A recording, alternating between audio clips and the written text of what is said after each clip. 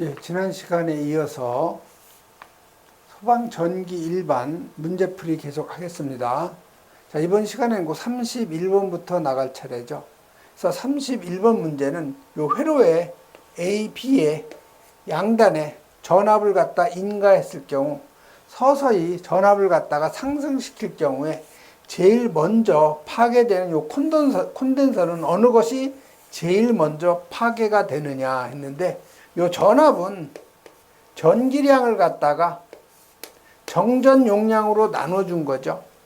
그래서 요거를 이 전압은 정전 용량에 어떻게 돼요? 반비례 관계죠. 그렇기 때문에 요 전압을 계속 상승시키면 이 정전 용량이 가장 작은 1C 마이크로페럿 요 놈이 제일 먼저 파괴가 되겠죠.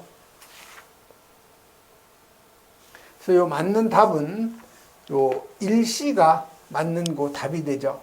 그래서 이 콘덴서를 갖다가 직렬로 접속할 경우에는 콘덴서의 그 양단 전압은 전기량 쿨롱을 갖다가 정전 용량 페럿으로 나눠준 거죠. 그래서 이 콘덴서의 요 양단 전압은요, 이 정전 용량의 반비례 관계죠. 그래서 이 양단 전압을 갖다가 계속 상승시키면 이 콘덴서 용량이 가장 작은 놈이 먼저 파괴가 되는 거죠. 그 다음에 여러분 이 커패시턴스의 그 단위 있죠? 1페럿, 요 놈은 10의 6승 마이크로페럿. 그 다음에 1페럿은 나노페럿으로 하면 10의 9승. 그 다음에 1페럿을 피코페럿으로 하면 10의 12승이라는 거. 요 단위 관계 꼭 여러분이 정리를 해 놓으셔야 되고요. 32번 나가죠. 자, 32번 보면은 이 정연파 그 교류 반복적으로 계속 시험에 잘 나오는 거죠. 여러분이 그 1회 시험에서도 마찬가지로 나왔고 지금 2회 시험에서도 계속 반복적으로 나오는 거예요. 요거의 그 관계. 그래서 여러분이 그 여러 가지가 그 파형의 종류가 여러 가지가 많은데 꼭 알아둬야 될 것은 요 정연파죠. 그래서 이 정연파에서 최대값 Vm 요놈은 루트 2의 시료값이라고 하는 거. 그 시료값 요 V는 루트 2분의 1에다가 최대값을 곱한다는 거. 그 다음에 요 평균값은 파이분의 2에다가 요 최대값 곱하는 거죠. 그래서 여러분이 요거 최대값 그 다음에 시료값, 요 평균값은 꼭 여러분이 암기를 하셔야 되죠. 그래서 이 문제에서는 뭐냐면은 요 최대값을 VM으로 표기하고 평균값의 VAV, 에버러지일 경우에 시료값 V를 계산하라는 거죠. 자, 보시면은 시료값 V는 뭐예요? 루트 2분의 1의 최대값 VM이죠. 그러면 여러분이 요 VM하고 평균값의 그 관계를 보면은 VAV는 파이분의 2의 VM이죠. 여기서 최대값 VM은 결국 뭐예요? 2분의 파이의 에버러지 평균값 그 전압이죠. 그래서 그 최대 전압 요거를 갖다가 어디에 대입하면 되겠어요? 여기다 대입하면 여러분이 시료값하고 평균값의 그 관계를 알 수가 있는 거죠. 그래서 이 식에다 여러분이 대입을 하시면 돼요. 그래서 이 시료값은 루트 2분의 1에다가 요 최대값 요 놈을 갖다 곱해주면 되겠죠. 2분의 파이의 평균값 곱해주면 되는 거죠. 그래서 계산하면은 요 놈이 바로 2 루트 2분의 파이의 평균값 곱해준 거죠. 그래서 맞는 답은 바로 요 2번이 바로 그 맞는 답이죠. 그래서 요 정연파의 그 최대값하고 시료값하고 요 평균값 요 세 가지는 반드시 여러분이 암기를 하셔야 되죠.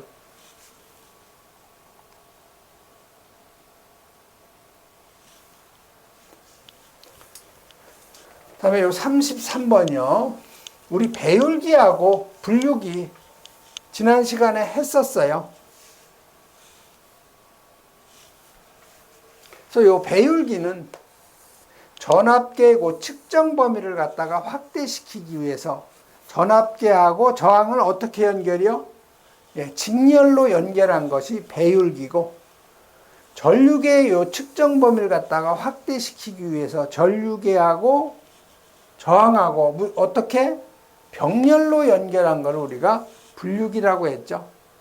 그래서 그 배율기에서 측정 최대 전압은 1 플러스 요 RA, 이게 내부 저항이죠. 내부 저항분의 배율기의 저항 곱하기 V, 전압계의 최대 눈금이죠. 분류기에서 측정 최대 그 전류값은 1 플러스 분류기의 저항분의 내부 저항 곱하기 전류계의 측정 최대 범위죠. 자, 최대 눈금이죠. 그래서 여기서 물어본 건 뭐예요? 지금 내부 저항이 500오hm 전압계네요. 그러니까 요 배율기를 갖다 이용해야 되겠죠. 이 식에다 여러분이 그대로 대입만 하면은 요 V0 측정 최대 전압을 여러분이 계산할 수가 있는 거죠. 그래서 이 측정 최대 전압은 1 플러스 요 RA는 내부 저항이죠. 내부 저항이 지금 500ohm이죠. 그 다음에 RM, 배율기 저항이에요. 배율기 저항은 지금 3kΩ이니까 저거 ohm으로 하려면 3 곱하기 10의 3승 ohm이 되죠. 그 다음에 전압계의 그 최대 눈금 50V라고 주어져 있죠. 그래서 여기다 곱하기 50V. 그래서 여러분이 계산하면 측정 최대 전압값을 계산할 수가 있는 거죠. 그래서 여러분이 측정 최대값 계산하면 이게 350V가 나오는 거죠.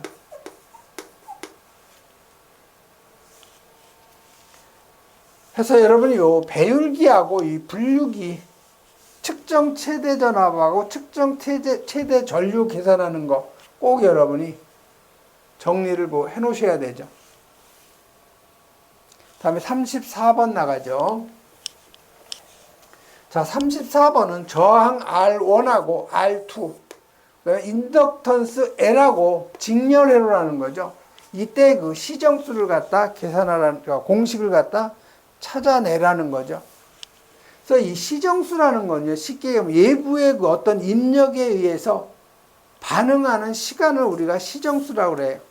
예를 들면 친구끼리 서로 싸울 때 한 사람이 주먹을 내서 그 사람이 그 피하겠죠. 그 반응하는 그 시간, 그걸 우리가 시정수라고 할 수 있겠죠.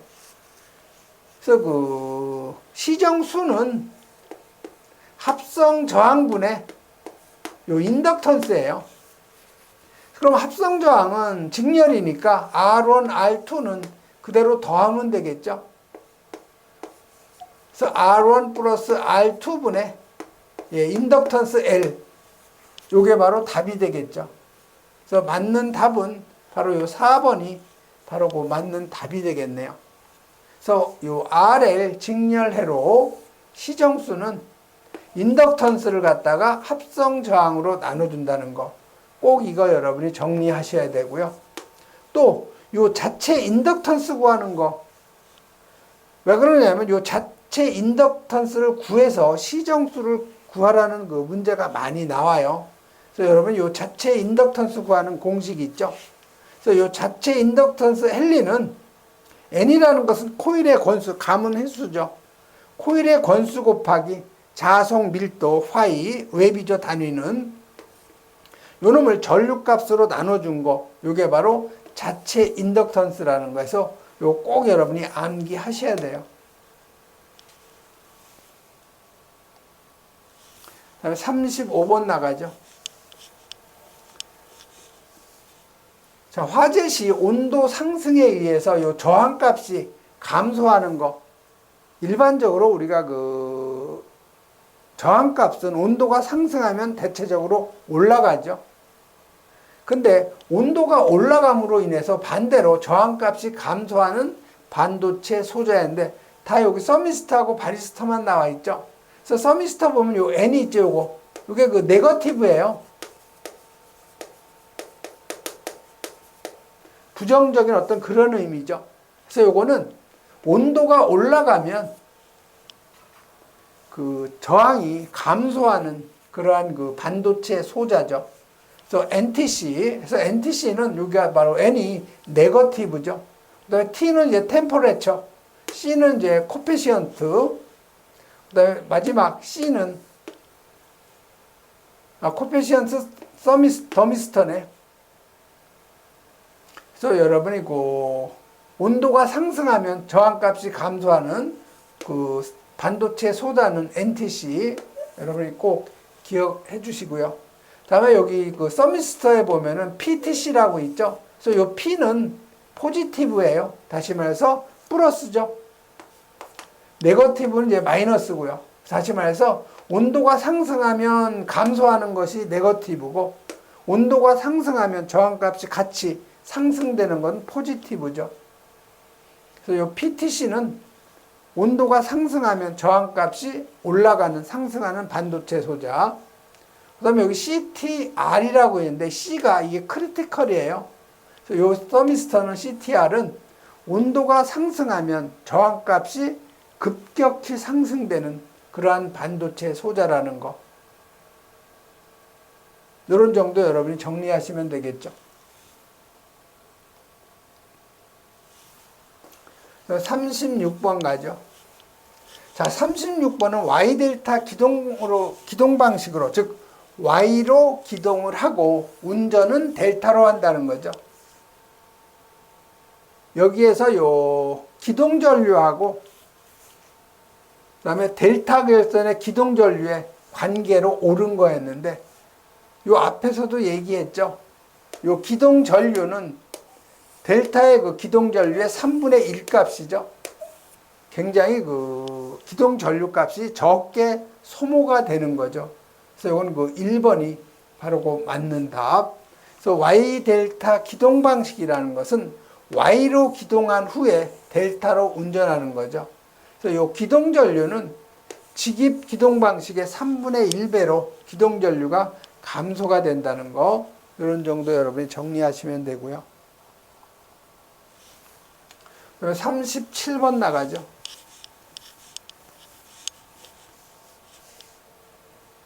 자, 그림과 같은 회로에 전압이 뭐 루트 2 V 사인 오메가 t에 전압을 갖다가 인가했을 때 맞는 거를 갖다 찾는 거죠.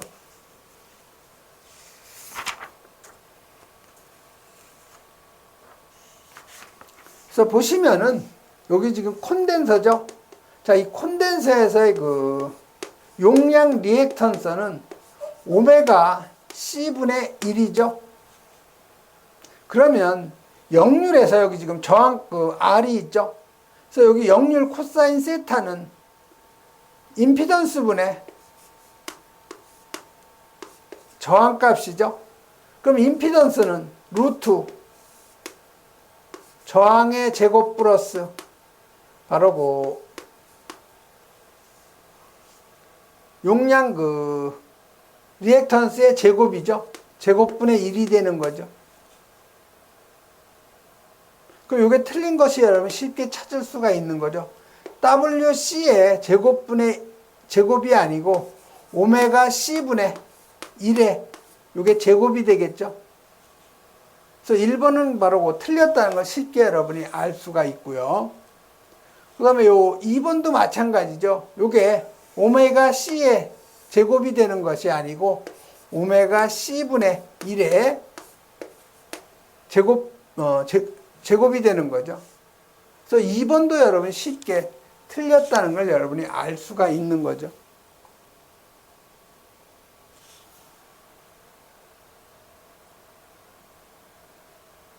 그 다음에 3번에 요 전압과 전류의 위상차 요 세타는 탄젠트의 마이너스 1승에 요거는 오메가 C R분의 1이죠. 그래서 요 3번도 틀렸다는 걸 여러분이 알 수가 있고요. 그럼 4번이 가장 맞는 거 답이 되겠네요. 그래서 여러분이 37번 같은 경우는 여러분이 그 이해 위주로 하지 말고 이런 거는 문제하고 답을 암기하는 것이 그 좋은 방법이에요.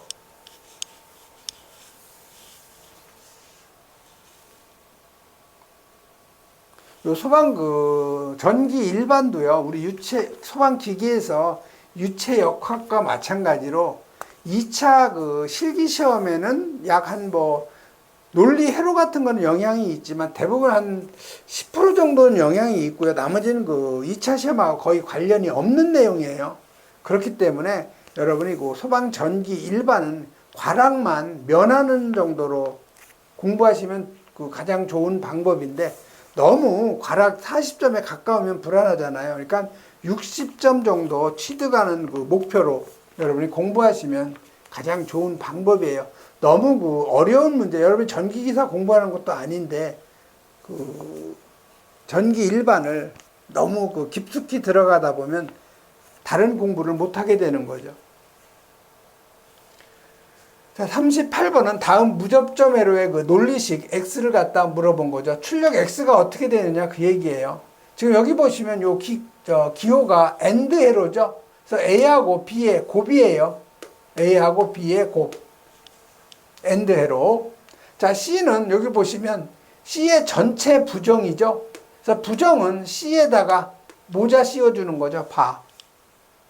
자, 그럼 여기 A, B하고 C, 바하고는 이게 무슨 회로예요? AND 회로죠. 곱이죠. 즉 출력은 A, B하고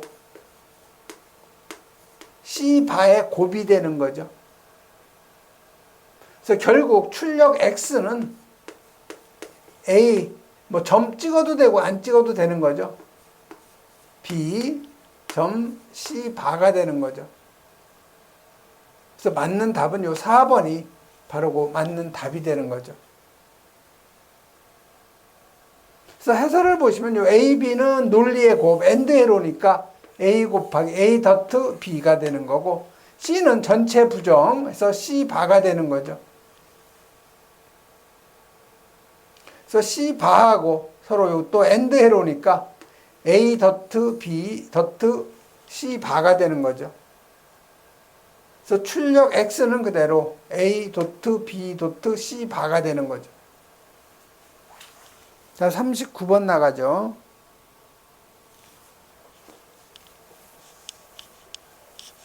자, 이 39번은 온도 변화에 따른 저항값을 여러분이 계산하는 건데, 요 공식을 여러분이 요건 꼭 암기를 하셔야 돼요.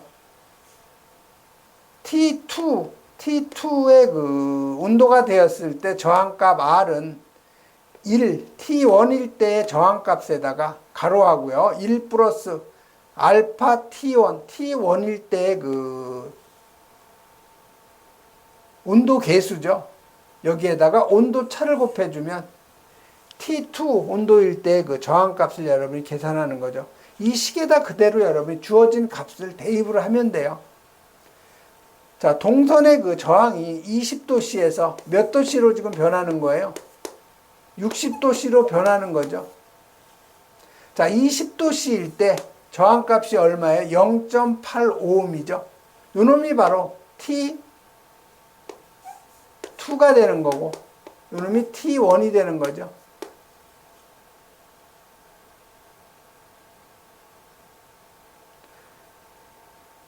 아니죠. 이거 반대죠, 반대. 20도씨가 T1이 되는 거죠. 이게 처음 온도, 나중 온도가 T2가 되는 거죠. 그래서 나중 온도일 때 저항값은 처음 온도의 저항값이 얼마? 0.8이라는 거죠. 그래서 0.8. 여기에다 1 플러스 온도 계수가 얼마예요?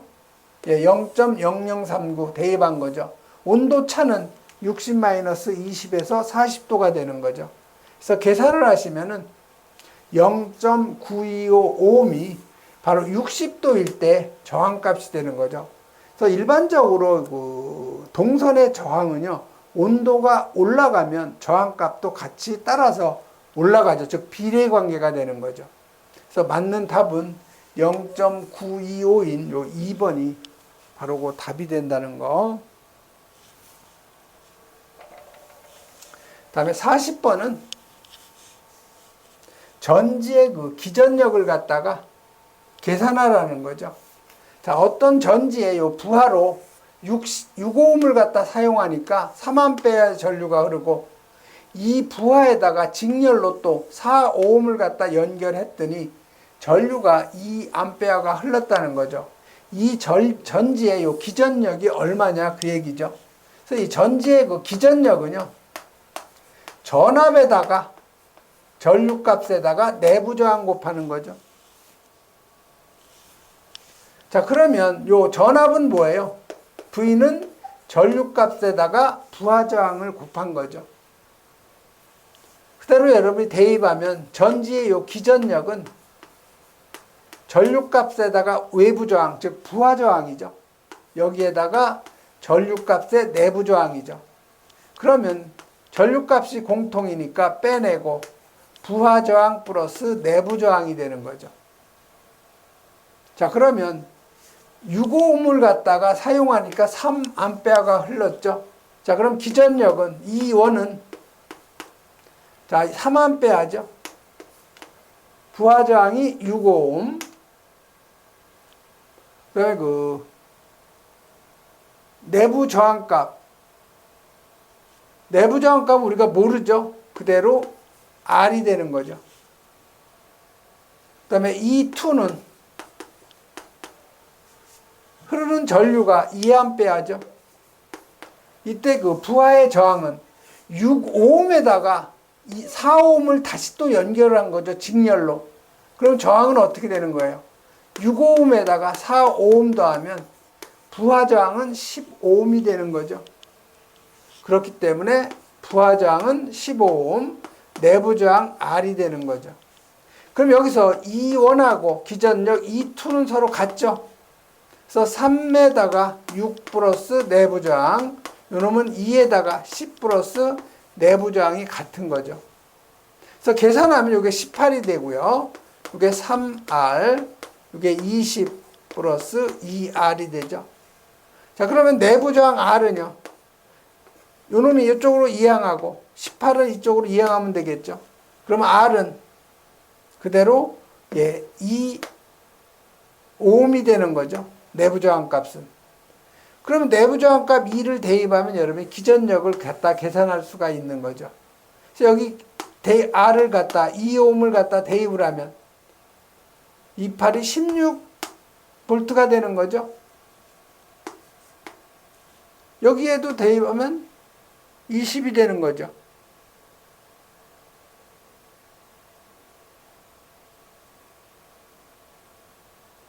(2오음) 8 6 플러스 R.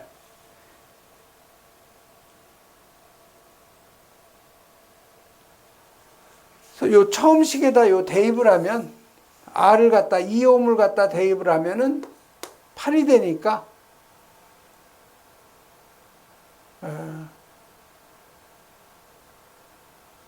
24오음이 되는 거죠. 24V가 되는 거죠. 기전력이. 이거 제가 착각했네요. 2오음을 갖다 더하면은 8오음이 되니까 38이 24V가 되는 거죠. 여기에다가 2를 대입해도 마찬가지로 10이니까 24V가 되는 거죠.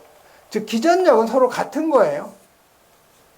같은 전지를 갖다 사용을 했으니까. 그래서 여기서 맞는 답은 바로 요 3번에 요 24V가 맞는 그 답이 되죠. 자, 이번 시간에는 여기까지 하겠습니다.